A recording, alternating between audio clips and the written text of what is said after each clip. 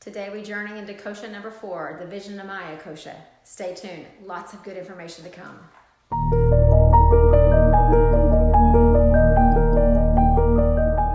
Hello and welcome to this 4th installment of our study of the 5 koshas of the human body, the human existence. We've taken these last 3 sessions and we've looked at the physical sheath, the Annamaya Kosha, the part that we tend to pay the most attention to, our physical body, what we eat, how we exercise, how we move, how we rest, all those parts of our physical being. We looked for a bit at the Pranamaya Kosha, the part of us that is our energy, the place where the breath infiltrates every cell of our body, and then how that energy actually feeds us to do the activities, to be involved with the things that we need to be doing on a daily basis. The 3rd level was the level where sometimes we tend to find some blockages, the Manamaya Kosha.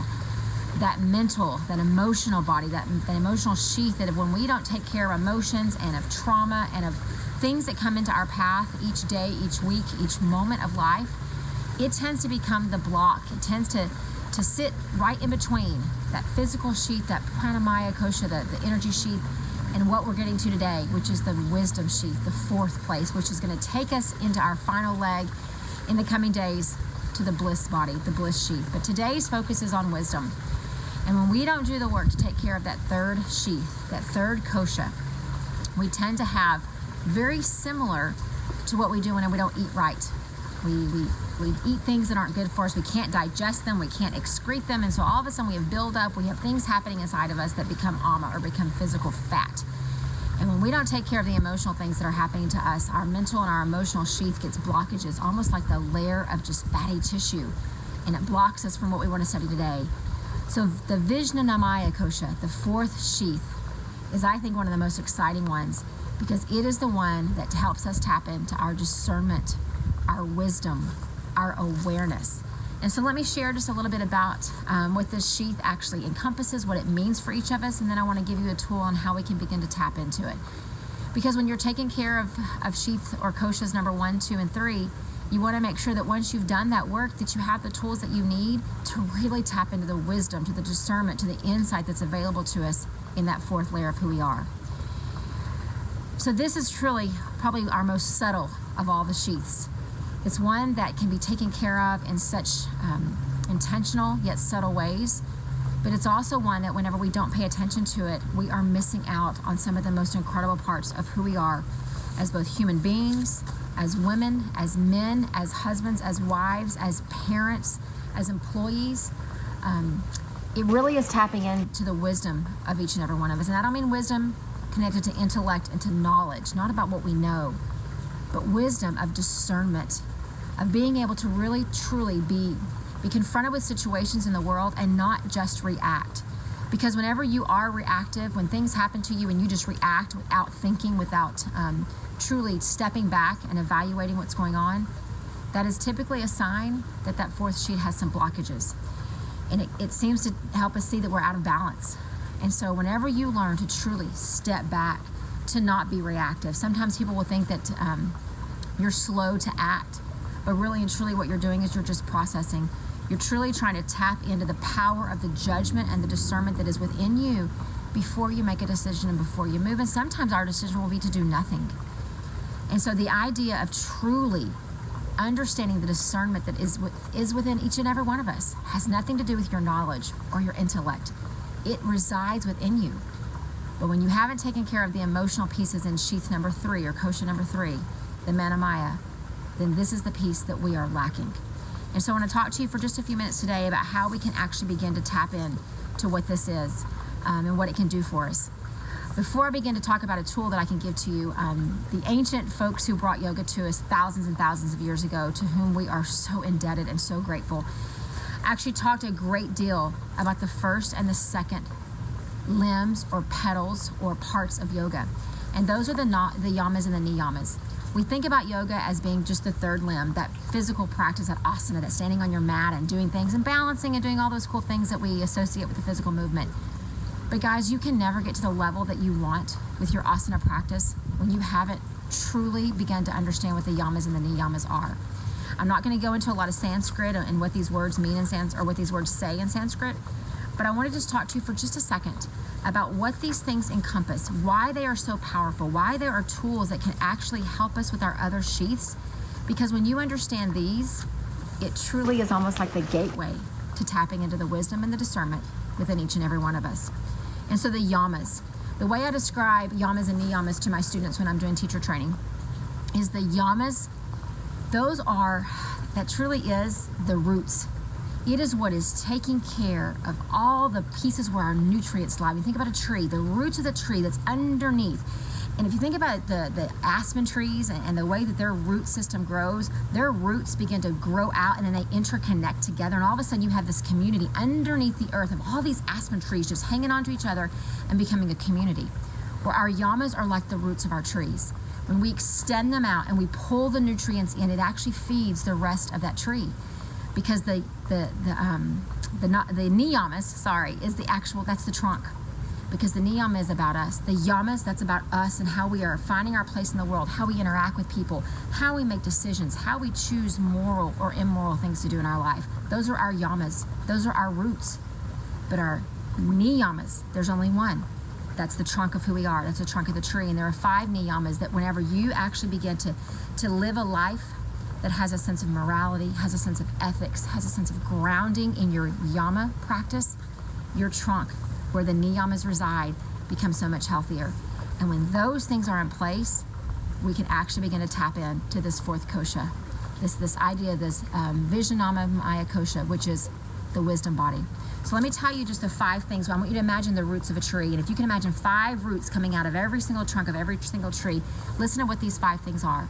The first one is nonviolence. And I don't mean nonviolence with just your actions. I don't mean that we've all committed that we're not going to hurt people and we're not going to cause physical harm. I mean nonviolence in the facial expressions that we give, in our tone of voice, in our impatience with people. If anything that we do causes harm or causes unhappiness or discontentment in someone's life, that actually is in opposition to what this yama tells us. And so the idea of nonviolence is bigger than just not hurting people. The second root, so imagine that trunk, 5 roots coming out. First one is nonviolence. The second one is truthfulness. Truthfulness.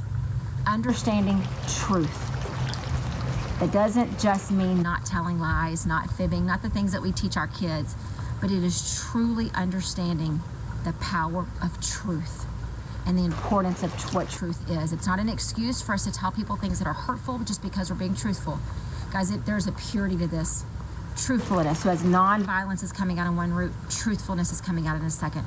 The third one is non-stealing, and I don't just mean not putting things in your pocket in the store. That's the literal way that we teach our kiddos, but the idea of non-stealing. There's so much more than just taking things away from people. Think about how we live our lives on this earth and how sometimes we're taking things that truly are not ours. So the idea of non-stealing is greater than just not taking physical things from a store that don't belong to us or that we haven't paid for. It's bigger than that. It's robbing our environment. It's robbing others of an opportunity that perhaps they deserve that we're taking from them. Non-stealing is gigantic. So here we've got this trunk. We've got 1 root coming out, which is non-violence. We've got a 2nd root coming out, which is truthfulness. We've got a 3rd coming out, which is non-stealing. And the 4th is non-excess. And I can tell you, as being a part of the American culture, sometimes this one is really difficult. We are a society of accumulation, and after living abroad for 5 years in a very minimalistic community in the country of Denmark, I can tell you that not the rest of the world doesn't operate that way. And it doesn't make us bad in America. It's just something that we have to be very conscious of. We have to work on it. We don't want to live lives of excess. It doesn't mean that you can't have nice things or that you can't collect things or that you can't save things. But when the things become more important than the truthfulness and the harm that we're trying to prevent from happening to other people and all those other parts that are so big in our lives, that's when we have a problem. So first root coming out from that trunk is nonviolence. The 2nd is truthfulness. The 3rd is non-stealing. The 4th is non-excess or not accumulating things. And then the 4th is non-possessiveness. Non-attachment is really an easier way of saying it. Don't become attached to things. Don't become attached to things that they become more important than your time, than your human relationships, than the value that you place on whatever it is that you're living in your life, that is your calling, that is your purpose. Don't become attached to things that are going to lead you astray. So those are our roots. And when those roots are in place, this trunk of this tree, this niyamas, which is the 2nd limb of yoga, we actually can begin to have what the 5 parts of that are. And again, I don't want to get you all confused with all these things, but these are so critical to tapping in to our fourth kosha, which is the wisdom kosha. So after we've got our roots in place and we are trying to live a moral and an ethical and a thoughtful life, that we don't cause harm to other people, then we begin to look at the trunk of the tree. As these nutrients are coming in from our roots, how does the trunk grow? Well, the trunk grows, number one, with purity. Purity with cleansing. Things that you do in your life to keep your mind, your physical body, your thoughts, your actions pure. The second one is contentment. I love this one, and I will tell you the Sanskrit because I think it's a beautiful word, santosha. It's the contentment of life, of just being content with everything that life has for you. The third is self-discipline. Finding the things that you are passionate about and then disciplining yourself along the way, finding a true calling, and then beginning to work toward that calling, self-discipline. The fourth is self-study. We never stop learning. We're constantly bringing new things to ourselves so that we can become better and better and better. And then the fifth is self-surrender. It all looks like devotion. What does self-surrender look like for you? I can't tell you the answer to that, but I can tell you that the tool I want to share with you today is actually the tool that I think takes that self-surrender into that fourth kosha, which is the wisdom kosha, that Vijnananmaya Kosha, tapping into the wisdom. And I want to share with you a tool because that kosha truly resides in our ability to meditate. And I don't just mean sitting on your mat, finding a quiet place, saying some words, chanting, doing all those things. I mean having a meditative mindset, mindfulness in your daily life, whether you're walking down the hallways of your office building, whether you're driving down the highway getting to work, whether you're taking your kids somewhere, whatever you're doing, whether you're preparing food for your family. Meditative mindsets, lives of mindfulness. And so I wear my mala beads every single day. I've got different ones. You never know which one's going to be on my wrist, but I wrap them around my wrist because my mala beads are associated with whatever mantra, whatever affirmation I'm trying to live my life to truly bring myself up to that level every single day. Sometimes my affirmation, my mantra will last for a week. Sometimes it lasts for months. But the way I use this to tap into that fourth level, that fourth kosha, is my mala beads. They represent the tool for my meditation practice. And on your mala beads, you have 108 beads. And the idea is we have one guru bead, which is right here at the top. This is the one that we hang on to, and this is where the starting point is. This is where we set our intention. We ask you to do that in yoga classes all the time, set your intention. So what I want you to do is I want you to think of just a statement. I had someone share with me just last night that her statement as she's going through some trials in her life is, I am enough. Because the trials that she is experiencing are telling her that she's not. And what I want you to do is I want you to think about these beads. When you hang on to them, whether you have beads or not, I mean, if you need beads, you let me know, I'll get you some and I'll show you how to get them. But anything you can use as a tool, you find a starting point and you say your mantra, you say your affirmation, I am enough. And in my mala beads, there are 108 of them. And what I do is I just begin to move my fingers from bead to bead and I say, I am enough. And I move my thumb and my finger to the next bead and I say, I am enough. I am enough. I am enough. I am enough. I am enough. I am enough. I am enough. And eventually when you make your way all the way around the string of beads and you've told yourself that you're enough 108 times, or you've told yourself that I have peace within me, or that I love myself unconditionally, or that I am present, whatever your statement is, when you've said it 108 times, guys, it becomes your truth. And all of a sudden that wisdom kosha is unlocked and available to you. And as much as you've taken care of your physical body and you've held plank pose and you've stood on one leg, you've eaten right, and you've done all the things you need to do to take care of the physical body, when you take care of the wisdom body, all of a sudden it becomes accessible to you. And when life situations come, which they invariably will, for all of us, yogis and non-yogis alike, life's situations will come.